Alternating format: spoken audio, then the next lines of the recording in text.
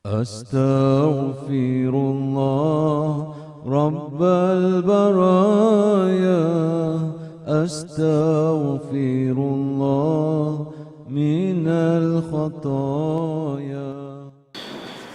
Assalamualaikum warahmatullahi wabarakatuh. Alhamdulillah, nahmadu wa nasta'inu wa nastaghfiruh wa na'udzu billahi min syururi anfusina wa min sayyiati a'malina. May yahdihillahu fala mudilla lahu wa may yudlil fala hadiya lahu. Asyhadu an la ilaha illallah wahdahu la syarika lah wa asyhadu anna Muhammadan abduhu wa rasuluh. Subhanaka la ilma lana illa ma 'allamtana innaka antal alimul hakim wa la haula wa la quwwata illa billahil aliyil azim. Amma ba'd.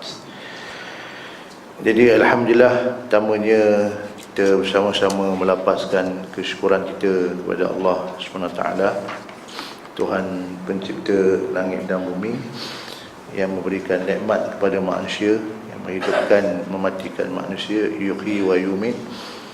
Jadi mudah-mudahan kita meyakini akan kebesaran, kehebatan Allah SWT. Allah SWT sebut dalam satu ayat, ya ayuhan nas antumul fuqara'u ilallah wallahu wal ghaniyyul hamid. Allah Ta'ala mengatakan, wahai manusia, ayuhan nas antumul fuqara ilallah, kamulah yang sebenar-benarnya mengharapkan ataupun memerlukan kepada Allah SWT. Wallahu wal ghaniyyul hamid. Kerana Allah Ta'ala ni bersifat dia maha kaya lagi maha terpuji. Jadi Tuhan tidak memerlukan kepada kita, tapi kita perlukan kepada Allah SWT.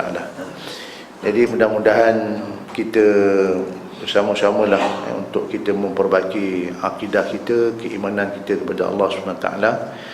Kerana pernah satu ketika baginda Nabi SAW memberikan satu nasihat kepada para sahabatnya.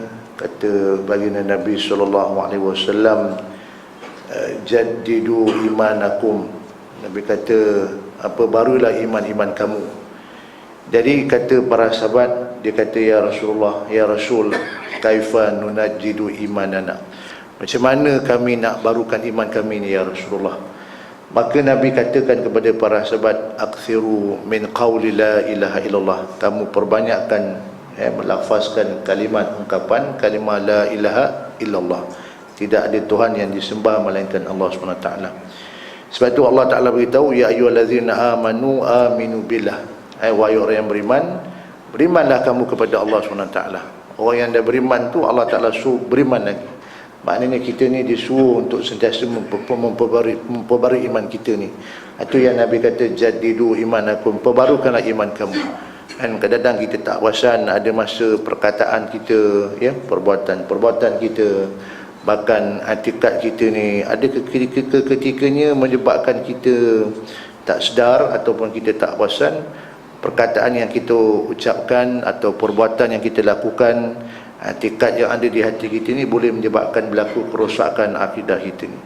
Jadi inilah yang kita mengharapkan, mudah-mudahan saya juga insya-Allah, agar kita sentiasa perbarukan iman kita, betulkan iman kita, keyakinan kita kepada Allah SWT, bahawasanya yang sebenar-benarnya Allah Ta'ala lah Tuhan yang Maha Berkuasa, yang menciptakan 7 petala langit dan bumi. Dan kita meyakinkan dalam hati kita ni sebenar-benarnya, iaitu kita mengharapkan besok, agar pengakhir kalam kita besok, kita mati dalam iman yang sempurna, iman yang kamil, iman yang sahih. Dan Nabi SAW janji, insya-Allah, sesiapa yang akhir kalam, hadis yang selalu saya baca, Nabi kata, man kana akhiru kalamihi la ilaha illallah dakhalat jannah. Barang siapa yang akhir kalam, saat masa dia nak mati besok, dia dapat menyebut kalimah tu, adalah kalimah iman, la ilaha illallah, kalimah taibah, Nabi jamin dakhalat jannah, dia pasti akan masuk dalam syurga Allah SWT. Dan itulah sebagai mukadimah kuliah subuh kita pada pagi ini. Dan juga tuan-tuan, berkait juga dengan apa yang saya mukadimahkan tadi, tajuk yang kita bahaskan dalam fiqh jinayah ni, iaitu tentang bab, iaitu perkara-perkara yang boleh menyebabkan jadinya murtad, dengan 3 perkara yang kita bincangkan, sama ada dengan kepercayaan, etikad, ataupun dengan perbuatan kita, dengan perkataan kita. Maka kalau berlakulah salah satu daripada elemen-elemen tersebut, maka ini menyebabkan kita boleh dihukumkan jadi orang yang murtad. Cakap murtad ni marah, boleh menyebabkan kita boleh terkeluar daripada Islam yang sebenar-benarnya. Jadi kita nak sambung kembali perbahasan kita dalam kitab yang kita bincangkan pada 2 minggu sekali. Dalam fiqh jenayah ni, saya kira kita masih bincang dalam murtad yang disebabkan kepercayaan ataupun etikad. Pada muka yang ke 44 saya ingat, pada nombor 6, nombor 4, nombor 6, nombor 6, 5, 4, 5, 6, 7, 8, macam-macam pendapatnya. Jadi mana pendapat yang betul? Yang kelima. Okeylah, yang kelima lah.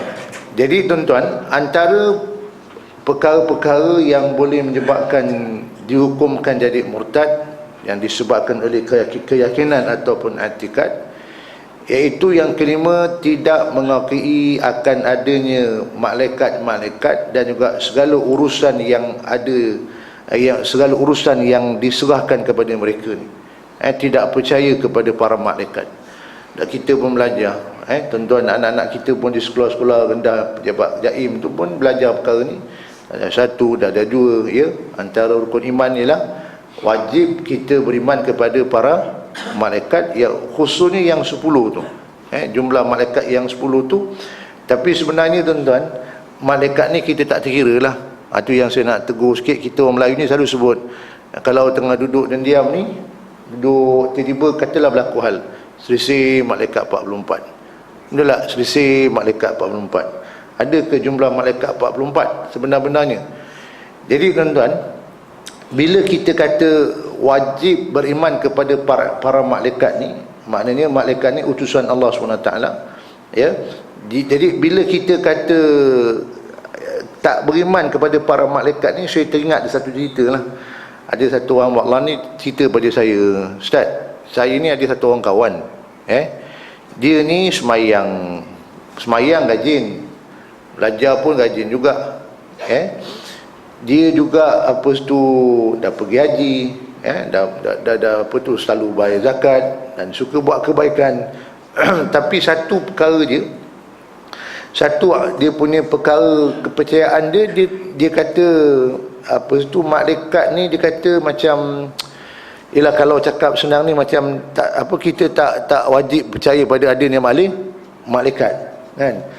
Sedangkan kita belajar atau kita faham wajib kita beriman kepada para malaikat, kerana dia antara rukun iman, iaitu kita wajib beriman kepada para malaikat. Sama juga ada orang kata hari akhirat ni ialah merupakan cerita-cerita dongeng sahaja. Jadi dalam bab keimanan ni tuan-tuan, beriman kepada malaikat, beriman kepada hari akhirat, beriman kepada rasul, beriman kepada kitab, itu merupakan rukun-rukun iman. Jadi maknanya kalau kita tidak percaya adanya para malaikat, ya, maka ini bermakna, ya, kalau kita mengiktikadkan dalam hati kita kata tidak adanya para malaikat, ataupun kita tidak percaya kepada para malaikat, kita tidak mengiktiraf malaikat yang Allah hantarkan untuk menyampaikan urusan kepada para rasul ni dan juga para nabi, kita tidak beriman, maka kita dianggap tidak lagi beriman dan dihukumkan telah pun jadi murtad ataupun telah terkeluar daripada Islam yang sebenar-benarnya, ya. Jadi saya rasa kalau tanya pun anak-anak kita ni, nama-nama malaikat tu cukup dia hafal yang 10 malaikat yang 10 tu dia hafal. Cuma yang kurang hafal ni kadang mak bapak je lah. Jadi dalam kita bercerita tentang perkara yang menyebabkan boleh jadinya murtad ataupun terkeluar daripada Islam, apabila kita mengatakan atau kita beriktikad dalam hati kita, iaitu malaikat ni bukan utusan daripada Allah SWT. Dia bukan utusan yang disuruhkan ni untuk nak menyampaikan wahyu kepada para rasul. Kita tidak percaya, maka boleh menyebabkan akidah kita boleh rosak. Dan saya ingat ini pun berlaku sekarang, zaman sekarang. Ada orang yang terang-terang mengaku dia dapat utusan daripada malaikat lah, dapat wahyu daripada malaikat lah, ya. Yang sebenar-benarnya baginda Nabi SAW ni, Nabi kita tuan-tuan, merupakan penutup bagi segala segala kenabian. Situ sebab kalau tuan-tuan mendengar ada orang yang mengatakan atau dia mengaku yang dia dapat wahyu daripada Allah, ya, dapat wahyu daripada para malaikat seumpamanya, ini adalah pembohongan semata-mata sebab selepas Nabi wafat, wahyu telah pun terhenti. Kerana Nabi itu merupakan penutup dia, khatamun nabiin, penutup bagi segala kenabian. Tidak ada lagi wahyu yang diturunkan selepas kewafatan baginda Nabi SAW. Jadi malaikat ni makhluk yang suci, makhluk yang maksum. Dia tidak macam manusia ni tuan-tuan. Kita manusia ni ada masa kita buat baik, ada masa kita buat dosa, ada masa iman kita naik, ada masa iman kita turun. Tapi makhluk yang mana malaikat tidak macam manusia. Dia sentiasa taat kepada perintah Allah. Dia maksum. Itu sebab bila Allah Ta'ala perintahkan semua makhluk-makhluk di langit, apabila Allah Ta'ala menciptakan makhluk yang bernama Adam, bapa bagi segala manusia ni, Allah Ta'ala mengatakan usjudu li Adam, sujudlah kamu kepada Adam ni, fasajadu, maka semua makhluk-makhluk yang bernama malaikat di langit telah pun taat kepada perintah Allah, maka mereka fasajadu illa iblis, melainkan siapa tuan-tuan? Itu makhluk yang bernama iblis. Kerana sifat kebongkakan iblis ni, Allah Ta'ala mengatakan aba wastakbar, kerana enggan dan juga takabur, maka Allah cop meterai dia, makhluk yang iblis ni. Allah Ta'ala mengatakan wa kana minal kafirin, dia termasuk di golongan orang-orang yang kafir. Apabila Allah Ta'ala tanya kepada kepada iblis ni, pasal apa yang dia tak nak sujud, cuma ulama bincang, sujud kepada, bila Allah Ta'ala kata pasal jadu ni, sujud kepada Nabi Adam ni bukanlah sujud maknanya macam sujud hamba kepada Tuhan Rabb pencipta. Tidak sama sekali. Tapi itu sebagai satu penghormatan kepada makhluk yang Allah Ta'ala baru ciptakan yang bernama Adam tu, maka Allah Ta'ala perintahkan usjudu li Adam. Tapi sebab ingkar, bila Allah Ta'ala tanya kepada iblis, ya, kenapa pula tak nak sujud ni, lalu jawablah dengan sombong dia, kata dia ana khairum min khalaqtani min nar wa khalaqtahu min tin. Ya Allah, aku ni lebih baik daripada dia. Dia siapa tuan-tuan? Nabi Adam lah. Kerana dia mengatakan, dia kata khalaqtani min nar, kau telah ciptakan aku daripada api, wa khalaqtahu min tin, tapi dia tu Adam daripada tanah. Seolah-olah ni dalam bahasa yang senang faham tuan-tuan. Patutnya iblis mengata apa tuan-tuan? Dia nak mengatakan patutnya Adam lah yang patut sujud pada siapa? Kepada dia. Tapi sebab ni aba wastakbara, sombong dan takabur ni, kebongkakan tuan-tuan. Sebab tu saya nak tekankan malaikat ni makhluk yang maksum. Dia sentiasa taat. Malaikat ni makhluk yang maksum, dia sentiasa taat, dan kita wajib beriman kepada adanya para malaikat. Jadi kaitan dengan fiqh jenayah yang kita bincangkan, kalau seseorang yang tidak percaya atau tidak mengakui akan adanya para malaikat ini, maka hukumnya adalah dikira jatuh murtad. Tu saya bilang cakap murtad orang marah, maknanya ni terkeluar daripada agama Islam. Waliyazubillah. Ini yang kelima tuan-tuan, sabit jadi murtad, terkeluar pada Islam. Kemudian yang keenam, tidak mengakui ataupun ragu-ragu, tak mengakui dalam i'tikad, atau kita kata tak percaya atau dia ragu-ragu sekalipun bahawa hari kiamat itu akan datang, dan perkara yang berkaitan seperti syurga, neraka dan juga yang lain-lain ni, dia tak percaya adanya hari kiamat. Sebab itu tuan-tuan, bila kita baca dalam Al-Quran, ya, dalam suratul Baqarah, saya rasa ayat yang ramai orang hafal ni. Betul tak? Bila kita baca alif lam mim zalikal kitabul la raiba fi hudalil muttaqin. Alif lam mim ni tuan-tuan, kalau kita buka dalam terjemahan ataupun mana-mana tafsir, kebanyakan para ulama bila huruf-huruf hijaiyah ni alif lam mim, apa dia tafsirkan? Wallahu a'lam. Allah yang Maha mengetahui. Cuma ada sebahagian kaul atau pendapat yang mereka mengatakan, dia kata Allah Ta'ala sahaja letak huruf-huruf macam alif, lam, mim, yasin, kan, kaf, ha, ain, sad seumpamanya. Dia kata itu sebagai satu macam, dia kata sebagai ahli tafsir kata, untuk nak memberikan satu apa, bila orang baca Quran ni orang rasa macam nak cuba kaji lagi. nak kaji, nak tahu rahsia. Kenapa Allah suruh huruf tu alif, lam, mim? Tapi kebanyakan ulama mengatakan wallahu alam, serahkan kepada Allah. Kita tidak tahu, Allah yang Maha mengetahui. Ya. Bila Allah Taala kata zalikal kitabu la raiba fi, inilah kitab yang tidak ada keraguan padanya, bagi siapa ni? Hudalil muttaqin, menjadi petunjuk bagi orang yang bertakwa. Allah huraikan apa sifat-sifat orang yang bertakwa ni. Pertama sekali Allah sebut orang takwa ni, sifat yang pertama, allazina yu'minuna bil ghaib, orang yang beriman kepada perkara yang ghaib. Apa termasuk yang ghaib ni tuan-tuan? Keimanan ini dia beriman kepada yang ghaib.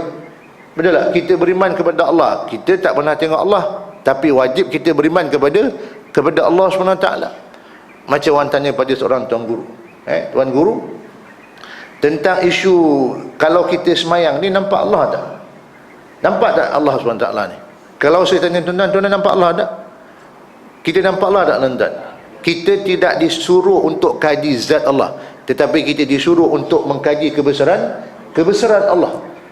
Zat Allah tu kita jangan kaji, tapi kaji akan kebesaran Allah SWT. Lalu tuan guru ni kata, awak percaya tak adanya angin? Okey, angin ada. Nampak angin tak? Oh, angin saya tak nampak.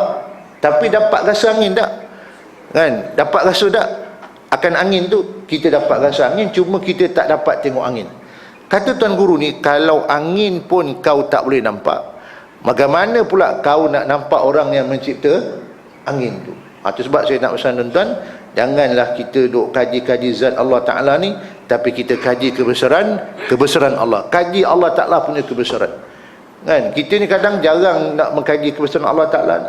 Sebab tu, bila kita kata kaji kebesaran Allah ni, perkara yang pertama, sifat orang yang bertakwa, kata Allah, allazina yu'minuna bil ghaib, berimanlah kita kepada perkara yang ghaib, beriman kepada Allah, beriman kepada para malaikat. Kita tak tengok malaikat, tapi kita wajib percaya ada ni para malaikat. Kita belum lagi menempuh alam kubur, betul tak? Kita belum menempuh lagi alam akhirat, tetapi wajib beriman adanya hari akhirat. Kerana barang siapa yang mengatakan tidak adanya azab kubur, saya ingat dulu ada kes dulu, satu hari dulu saya ingat ada orang mengatakan, dia kata cerita-cerita tentang azab kubur ni adalah cerita rekaan sahaja. Ya, sebenar-benarnya tuan-tuan, siapa yang berkhabarkan ada nikmat kubur? Kan? Macam satu hari Sayyidina Osman tuan-tuan, dia kalau lalu di kubur, maka dia akan menangis sampai basahlah janggut Sayyidina Osman ni. Lalu orang kata kepada Sayyidina Osman, ya Khalifah, ya Osman, kenapa tuan menangis sungguh-sungguh ni bila lalu dekat kubur ni? Sedangkan bila Nabi cerita tentang neraka, tuan tidaklah semenangis teruk macam lalu dekat kubur ni. Lalu kata Sayyidina Osman, dia kata Nabi pernah mengatakan kubur ni tuan-tuan, al-qabru awwalu manazil akhirah. Kubur ini merupakan perhentian yang pertama nak menyampaikan kepada hari akhirat. Kubur ni tuan-tuan, dia kata awwalu manazil akhirah, merupakan perhentian yang pertama untuk nak menyampaikan manusia kepada hari akhirat. Fa in yanju minhu fama ba'du aisrun min. Kata Osman, kalau sesiapa yang selamat di kubur, insya-Allah dia juga akan selamat besok di hari akhirat, pada mahsyar, di mizan dan di surat, insya-Allah dia akan ke syurga. Fa in lam yanju min fama ba'du asyaddu minhu. Siapa yang tidak selamat di kubur ni, maka dia juga tidak akan selamat besok di perhentian-perhentian yang berikutnya. Pasal dia adalah merupakan ini yang pertama sekali, penentuan tu. Sebab tu bila Allah kata allazina yu'minuna bil ghaib, berimanlah kamu kepada perkara gaib, sebab Nabi yang mengkhabarkan di kubur itu merupakan salah satu taman-taman syurga dan juga lembah-lembah neraka. Dalam kubur tu ada azabnya, ada nikmat kubur. Ya, sama juga akhirat ni tuan-tuan. Kalau orang mengatakan tidak, dulu saya ingat orang kata cerita azab kubur ni dongeng je. Kan? Akhirat ni maknanya cerita-cerita dongeng saja, reka-rekaan semata-mata. Lalu kalau orang yang tidak percaya adanya azab kubur, adanya akhirat, adanya syurga ataupun adanya neraka ni tuan-tuan, atau pada mahsyar dan seumpamanya, maka dalam pengajian ni, jenayah ni, kita katakan orang tu telah pun dianggap telah murtad ataupun telah terkeluar daripada Islam yang sebenar-benarnya. Itu yang kita kena jaga-jaga tuan-tuan. Janganlah kita duduk suka-suka mengatakan tak ada ni azab kubur, tak ada nikmat kubur, tak ada berlaku hari akhirat seumpamanya, ya. Maka ini menyebabkan boleh berlakulah terkeluarnya kita daripada Islam yang sebenar-benarnya. Termasuk juga yang ketujuh ni, tidak mempercayai atau kita beriktikad di hati kita qada dan qadar ni, iaitu buruk dan baik semuanya datang daripada siapa? Datang ketentuan daripada Allah SWT. Yang ini rukun iman yang keberapa Haji Sulaiman? Beriman kepada qada dan qadar ni. Kalau kita belajar atau baca rukun iman tu, rukun yang keberapa? Rukun yang berapa? 6 ke yang ke-7? Rukun iman berapa tuan-tuan? Ini soalan budak-budak kafar tau. Kalau tuan-tuan tak boleh jawab tepat, maka makna kita kena masuk kelas kafar balik, yang sekolah petang tu. Rukun iman ada berapa Haji Sulaiman? Rukun iman berapa perkara? 6 perkara. Beriman kepada qada dan qadar ni yang ke berapa? Yang ke-6. Alhamdulillah, pandai-pandai belaka ni. Jadi tuan-tuan, saya pinjam kalam hikmah Syekh Fudail bin Iyad. Syekh Fudail bin Iyad kata apa tuan-tuan? Dia kata, apa pun perkara yang berlaku kepada kamu, baik ke buruk ke, maka kamu katakan itu datang daripada qada Allah SWT, datang daripada takdir Allah, ketentuan Allah SWT, agar kamu tidak menyalahkan makhluk. Apa yang berlaku pada kita, kata Syekh Fudail, kamu katakan itu datang daripada siapa? Ketentuan atau takdir qada Allah SWT, agar kamu tidak menyalahkan makhluk. Kita ni banyak salahkan orang, betul tak? Menyalahkan makhluk. Hatta Imam Az-Zahabi tuan-tuan tegur perkara ni dalam kitab Al-Kabair. Dia sebut kan, perkataan kita ni kadang-kadang ada yang boleh menyebabkan tu berlaku kerosakan akidah kita. Umpamanya hadis yang dia disebut, ya, Nabi kata, apa tu hadis tu lebih kurang maksudnya, sesiapa yang mengatakan perkataan kalau tu, contoh kita kata apa? Kalau semalam saya ni tak pergi kuliah subuh, tak tersadung kaki dekat tangga surau Taman Tendak Permai Munawarah tu, ini sebab pergi kuliah subuh Ustaz Zamzam lah tersadung kaki ni, masuk berangkat pergi hospital. Kalau ni tuan-tuan, Nabi kata siapa yang cakap kalau tu, ini bermakna kita telah buka ruang syaitan untuk ganggu kacau akidah kita. Sebab tu bila kita kata beriman kepada qada dan qadar ni, maknanya hukum ni adalah wajib. Ini adalah keimanan.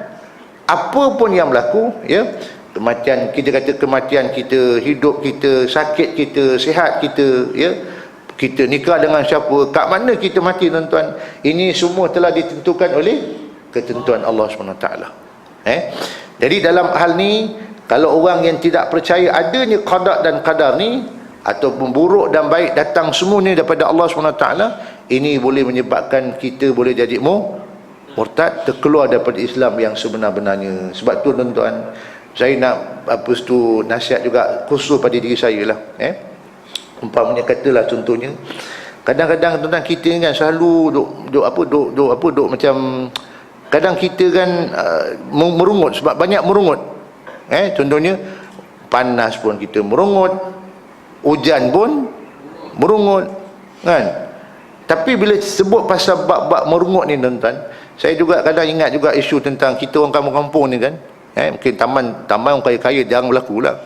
Orang kampung-kampung ni kalau buat kerja kahwin, biasa apa yang paling dia bimbangkan? Tamu hujan. 2, takut orang tak datang. Jadi bila dah pasang kemah banyak tuan-tuan, tiba-tiba tengok air tu lah gelap gelita dah. Dah gelap sangat dah. Dan memang kita kata hujan, habislah majlis kita ni bang. Habislah majlis, habis kan. Habis kata suami tak apa, kita pergi jumpa bomoh. Pergi jumpa bomoh, minta alihkan hujan tu. Minta alihkan hujan. Pergilah rumah bomoh. Mo. Boh dia hilang, mo je tinggal. Rumah akak ni nak kerja kahwin pagi ni.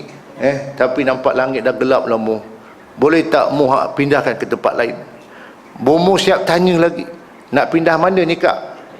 Mana nak alihkan? Lalu kata akak tu, saya ingat alihkan kat Bukit Pulau.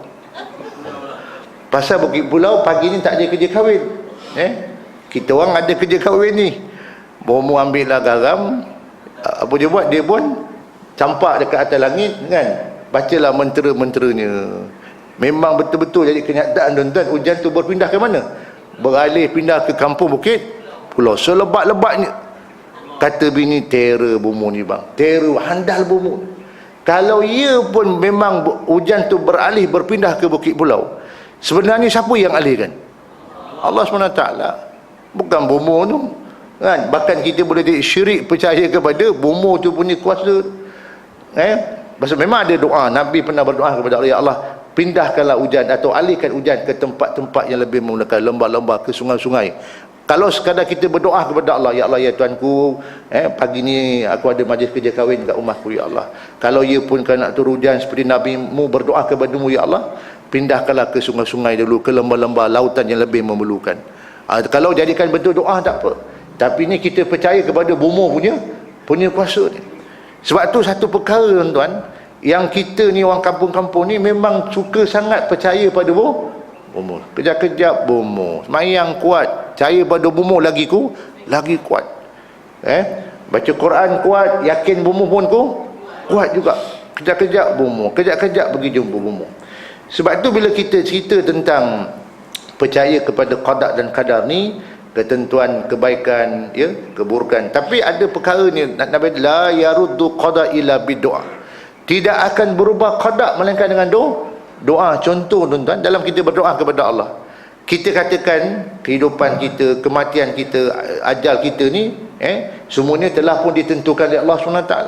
Tetapi Nabi kata la yaruddu qada illa bidu'a, tidak akan berubah qada melainkan dengan doa. Sebab tu boleh tak kita doa kepada ya Allah, minta umur kita dipanjangkan, ya Allah, panjangkan umur kami ni, ya Allah. Boleh tak tuan-tuan? Boleh. Kita boleh berdoa kepada Allah, minta Allah panjangkan umur kita. Ya, pasal Nabi kata la yaruddu qada illa bidu'a, tidak akan berubah qada Allah tu melainkan dengan doa. Tetapi yang kita nak bincangkan pada pagi ni dalam kaitan fiqh jinayah, kalau orang yang tidak percaya kepada ketentuan Allah, qada dan qadar Allah Ta'ala ni, maka orang itu dihukumkan sebagai telah pun terkeluar daripada Islam. Wallahu a'lam. Jadi saya ingat saya tak nak panjang cerita tuan-tuan, kita berhenti sekat ni dulu. Mengajar orang veteran tak lama-lama, ni sikit-sikit. Nak belajar buat berat ni bab murtad ni, tengok muka semua dah stres kan, semua dah tension tu. Jadi tak usah panjang-panjang, sikit-sikit dahulu, pelan-pelan. Pasal mengajar orang tu ni, orang lama-lama ni kadang-kadang ada masanya dapat pangkal ujung lesap, kadang-kadang dapat tengah tepi lesap, ada masa lesap terus. Tapi yang paling penting tentang bukan banyaknya kita belajar, walaupun sikit, yang penting kepahaman tu. Saya nak pesan pada pagi ni, agar kita kena sentiasa jaga akidah kita, jaga iman kita. Jangan sampai iman kita ni boleh tergelincir atau boleh terkeluar, menyebabkan kita ni boleh dihukumkan jadi orang yang terkeluar daripada agama Islam yang sebenar-benarnya. Itu sebab hadis yang saya baca awal tadi, Nabi kata jadidu imanakum, baharukanlah iman-iman kamu, ya, perbarukan. Bahkan Nabi bagi tuan-tuan dia punya kaedahnya, bila sahabat tanya ya Rasulullah kaifa nunajjidu imanana, Nabi kata aksiru min qawli la ilaha illallah, maka perbarukan iman kamu dengan banyak menyebut kalimat la ilaha. Sekurang-kurang berapa tuan-tuan? Saya rasa kita ambil masa lah sikit ni, lepas subuh ke atau lepas sembahyang tahajud, kita banyak wiridkan kalimat ni. Itu yang kita kata tahlil kan, tahlil la ilaha illallah, la ilaha illallah. Tidak ada Tuhan yang disembah melainkan illallah, melainkan Allah. Kita nak belajar ni tuan-tuan, bila kata la ilaha illallah, kita nak menafikan semua tidak berkuasa. Yang berkuasa siapa? Allah SWT. Yuhyi wa yumit, dia yang menghidupkan, dia yang mematikan, dia yang bagi rezeki, dia yang turunkan hujan, dialah segala-gala datang ni, semua kuasa Allah SWT ni tuan-tuan. Maknanya makhluk semua tidak berkuasa, tidak ada kuasa melainkan dengan kuasa Allah Ta'ala. Sebab tu kadang saya nak betul juga atikat kita ni, kadang atikat kita banyak lain tuan-tuan. Contoh gini, Ustaz, kalaulah bapak saya semalam Ustaz dia, ini sebab pasal kalau lagi ni, kalaulah ayah saya semalam, saya hantar dia pergi ke hospital di mana ni, di apa yang Ustaz baru buat ni dekat Kelebang tu, Apa nama ustaz tu yang pakar tu? Oriental. Hantar pergi Oriental ke, pergi ustaz pantai ke, tak mati bapak saya ni. Ini pergi hantar ustaz besar Melaka, ada Dr. Zarina belakang, mati bapak saya ni. Kalau kita hantar mana pun tuan-tuan, kan, tuan-tuan Dr. Zarina, hantar mana pun, hantar jumpa pakar mana pun, kalau ditakdirkan Allah Ta'ala bapak kita mati malam tu, mati tak tuan-tuan? Mati. Makan obat mahal mana pun, jumpa pakar hebat mana pun, kalau Allah Ta'ala akan hukumkan dia mati malam tu, apa cara pun dia akan mati juga. Lepas tu saya ulang balik, ni iman ni tuan kena diperbetulkan. Kadang atikat kita, percakapan kita, perbuatan kita, kadang kita tak perasan boleh menyebabkan berlakunya, boleh menyebabkan tu jadi murtad, terkeluar daripada Islam, kan. Lepas tu Nabi suruh kita sentiasa barukan iman kita. Yakinlah kepada Allah SWT. Yakin kepada Allah, janji Allah SWT. Kena betulkan iman kita. Jadi sentiasa tuan-tuan. Kerana yang pentingnya bila kita sentiasa perbetulkan akidah kita ni, yang kita katakan ungkapan Nabi katakan kepada sahabat tu, la ilaha illallah. Itulah kalimah akhir sekali. Pengakhiran kita besok bila kita nak tinggalkan dunia. Kerana Nabi janji, man kana akhiru kalamihi la ilaha illallah dakhala jannah. Barang siapa yang akhir kalam, sebelum dia tinggalkan dunia, dia dapat sebut ni kalimah la ilaha illallah, Nabi kata dakhala jannah, dia pasti akan masuk dalam syurga. Tapi persoalannya, berapa ramai orang tuan-tuan yang akhir kalam dapat ucap kalimah tu? Itu persoalannya. Saya bagi contoh senang faham tuan-tuan. Kalau satu orang tu dia kerja ni bawa buah nanas, hantar ke kedai-kedai runcit atau ke rumah orang, bawa masuk nanas dalam lori, sampai dekat simpang Sengudang, dekat ini dekat masjid penjara, tiba-tiba aksiden, lori terbalik. Buah yang keluar tu berapa Jerman? Buah yang keluar daripada lori tu berapa? Kerja dia hantar buah nanas ke kedai-kedai runcit, ke rumah orang. Tiba-tiba itulah kerja dia hari-hari, hantar buah nanas, sentiasa fikir nanas. Mana pergi pun fikir nanas. Malam-malam pun sebelum tidur fikir nanas. Tidur pun mimpi nampak muka nanas. Mengigau pun teringat nanas juga tuan-tuan. Akhirnya aksiden. Bila aksiden tuan-tuan, bila lori itu terbalik, apa yang keluar?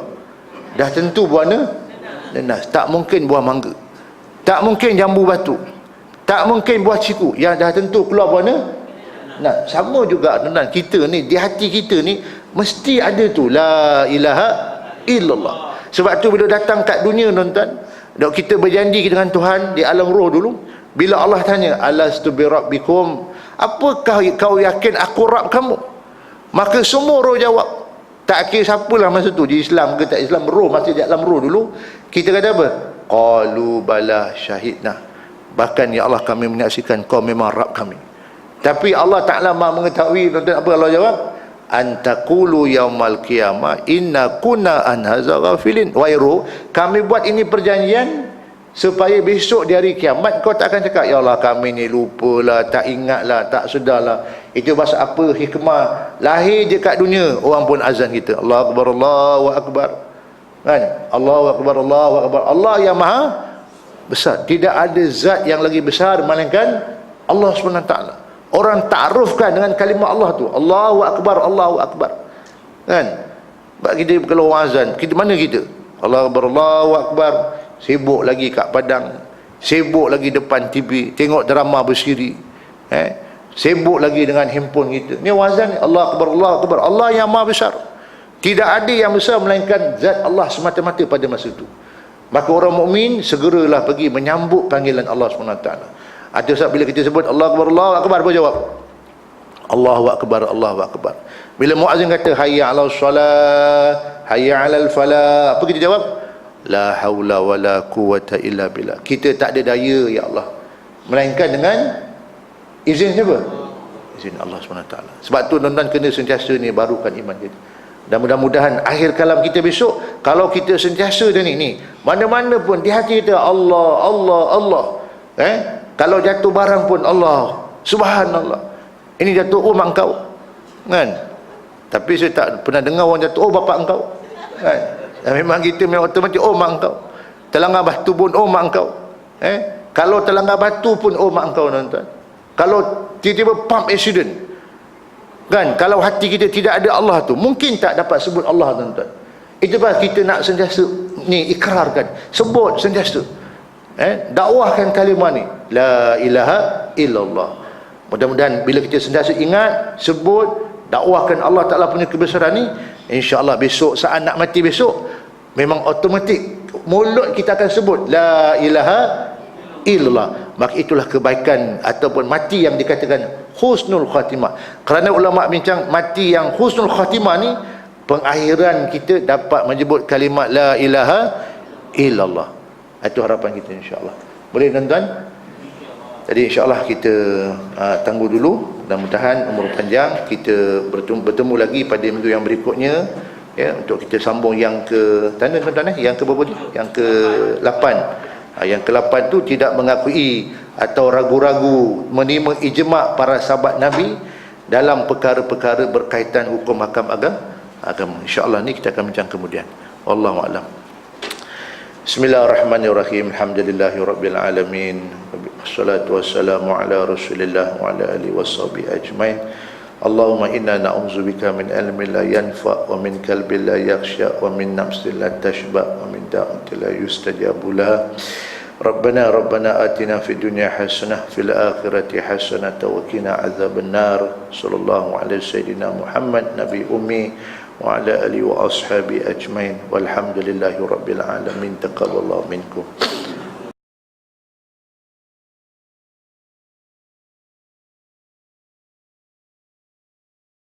Astaghfirullah Rabbal baraya, astaghfirullah minal khataya.